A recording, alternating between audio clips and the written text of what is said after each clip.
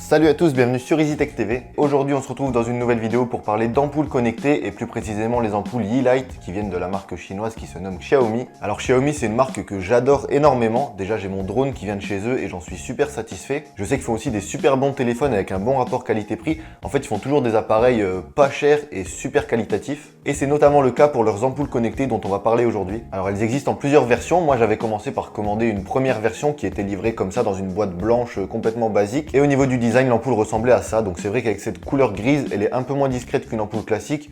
Après j'ai envie de dire, une fois qu'on l'a mise dans un lustre, elle passe complètement inaperçue. Et donc cette ampoule qui était la première que j'ai achetée, elle a une puissance de 9 watts pour une luminosité de 600 lumens. Donc en gros c'est suffisant pour éclairer convenablement une pièce normale. Moi personnellement je l'utilise pour mon salon, voilà, elle est dans le lustre de mon salon H24. Et du coup comme j'en étais plutôt content, j'ai décidé d'en racheter deux autres, mais cette fois-ci j'ai pris la version un peu plus récente. Donc c'est exactement le même produit, c'est toujours les ampoules Yeelight, mais seulement le fait qu'elles aient été fabriquées plus tard, ils ont eu le temps de faire quelques améliorations, notamment au niveau du packaging. Sur la première version, comme vous avez vu tout à l'heure, on avait une boîte complètement blanche, alors que là on a une boîte qui est déjà un peu plus travaillée, avec une belle photo de l'ampoule, quelques informations, quelques fonctionnalités qui sont rappelées, notamment le fait que c'est compatible avec Google Assistant. Alors c'est exactement les mêmes fonctionnalités que sur la précédente version, mais au moins cette fois-ci c'est précisé sur l'emballage. Pour cette ampoule, on a une puissance de 10 watts pour une luminosité de 800 lumens, donc c'est un peu mieux que la version précédente, et donc ça va vous permettre de mieux éclairer votre pièce. Et petite information qui a quand même son importance, c'est que ces ampoules sont de type E27, donc ça va dans la plupart des lustres normalement, mais vérifiez quand même avant d'acheter. Ok, donc sans plus attendre, je vais vous montrer comment installer ces ampoules, comment les configurer dans l'application, et puis on va faire aussi un petit tour de l'application, histoire de vous montrer les principales fonctionnalités de ces ampoules. Ok, donc j'ai ici une lampe qui est compatible avec les ampoules de type E27, donc je vais mettre la Yeelight à l'intérieur, et ensuite je vais l'allumer, comme vous voyez elle s'allume, mais ce qui est important c'est de laisser l'interrupteur toujours sur on.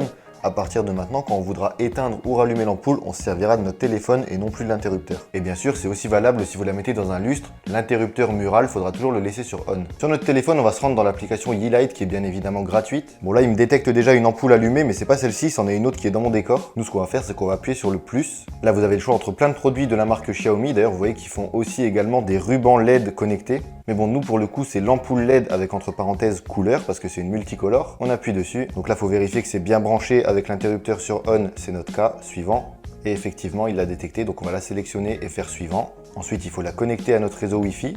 Petit chargement pour configurer tout ça. Et voilà, c'est connecté. Et à partir de maintenant, on va pouvoir utiliser notre ampoule. Donc déjà, vous voyez que si j'appuie là, elle s'éteint instantanément. Et si je rappuie, elle se rallume instantanément. Donc déjà, premier bon point, c'est que c'est super réactif. Si on appuie sur notre ampoule, on a accès à beaucoup plus de réglages, comme par exemple le simple fait de pouvoir régler la luminosité. Voilà, vous pouvez facilement l'abaisser ou l'augmenter. Vous avez également quelques scénarios qui sont disponibles, comme par exemple le mode bougie. Donc je ne sais pas si vous le voyez bien à l'image, mais en gros ça imite la couleur et le scintillement d'une flamme de bougie. Vous avez également le mode romance qui va servir à faire des petits changements de couleur entre le rouge, rose, violet et donc donner une petite ambiance romantique. Vous savez quoi, je vais même éteindre toutes mes lumières pour la suite de la vidéo parce que sinon on verra pas très bien l'ampoule. Ah bah voilà, on voit déjà mieux les couleurs. Bref, vous avez plein d'autres ambiances comme par exemple le lever de soleil, le coucher de soleil, etc. Ensuite, on a le mode blanc qui va servir donc à éclairer une pièce. Là, ça se met sur du blanc neutre. Vous pouvez basculer vers du blanc un peu plus chaud ou un peu plus froid. Après là, mon ampoule, elle n'est pas très bien placée vu qu'elle est sur le bureau. Mais si vous la mettez au plafond, ça éclairera bien toute la pièce. Vous avez le mode couleur. Là, vous allez vraiment pouvoir vous amuser à passer du vert au bleu, au violet, comme vous voulez. Il y a vraiment beaucoup de couleurs disponibles. On peut les rendre un peu plus pâles si on veut, ou bien un peu plus foncés. Après, il y a le mode flow qui va permettre de faire des petits changements de couleur. Voilà, ça va passer du rouge au vert, au bleu, au jaune dans un temps imparti. Vous pouvez choisir la vitesse si vous voulez que ça clignote beaucoup plus vite, comme là par exemple, ou bien de façon beaucoup plus douce. Bref, on va se remettre en mode bleu juste pour vous montrer la suite. Donc juste ici, on a un bouton pour éteindre et rallumer l'ampoule. Juste à côté, on a un bouton pour ajouter aux favoris la couleur sur laquelle on est. Donc là, on va dire que c'est du bleu. Et du coup, dans le petit menu d'à côté, on a l'onglet favoris dans lequel on retrouve bel et bien le bleu qu'on vient d'ajouter. Dans ce menu, vous avez également quelques couleurs prédéfinies, comme par exemple du rouge ou du vert.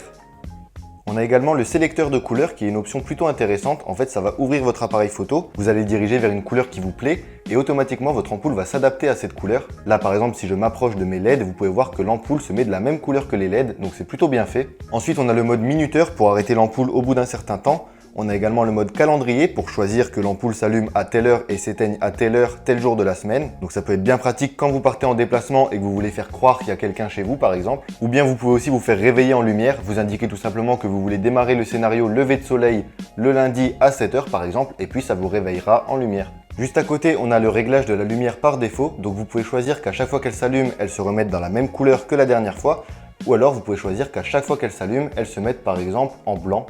Et donc si on sauvegarde, quand vous la mettrez en bleu ou en vert, peu importe, la fois d'après, quand vous rallumerez l'interrupteur, elle se mettra par défaut en blanc, ce qui me semble quand même le mieux adapté pour éclairer une pièce. Ensuite, vous avez le mode musique qui est censé faire varier l'ampoule au rythme de la musique, mais ça fonctionne vraiment pas très bien. Vous avez l'option pour mettre à jour les ampoules, puisque de temps en temps, il y a quelques mises à jour. Et enfin, vous avez une option contrôle sur réseau local, dont je n'ai toujours pas compris l'utilité, donc si quelqu'un sait à quoi ça sert, dites-le moi en commentaire. Donc voilà pour ce petit menu. Après, on a d'autres réglages dans le coin en haut, pour pouvoir notamment renommer l'ampoule ou encore rajouter des raccourcis sur l'écran d'accueil, donc ça c'est plutôt cool.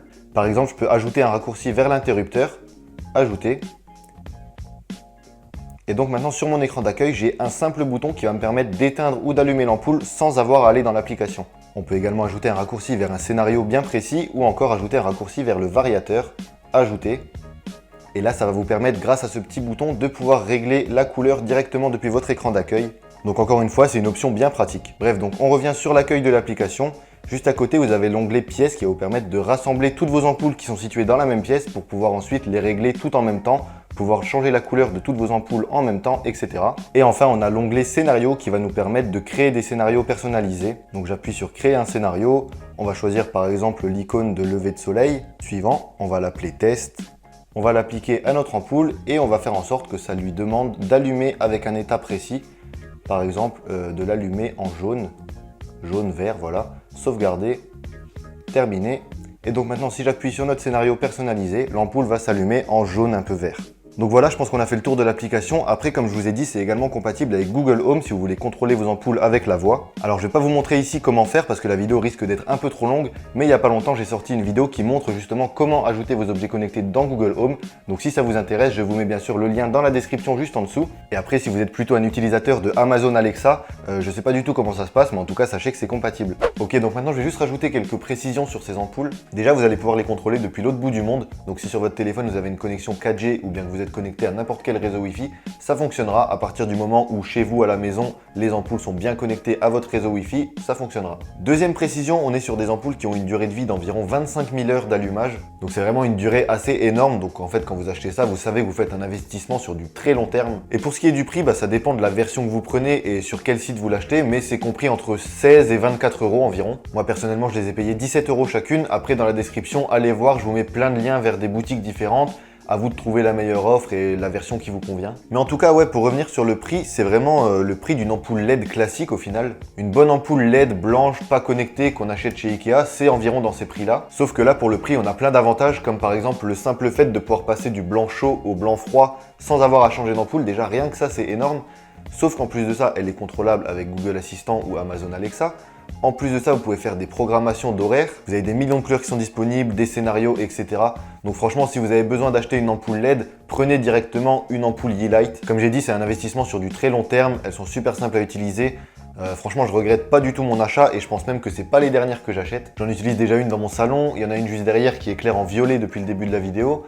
J'en ai aussi une dans le lustre de ma chambre, ça fait super beau. Enfin bref, j'ai vraiment envie d'en mettre partout chez moi, d'équiper mon appartement à 100% de produits connectés, d'ampoules connectées.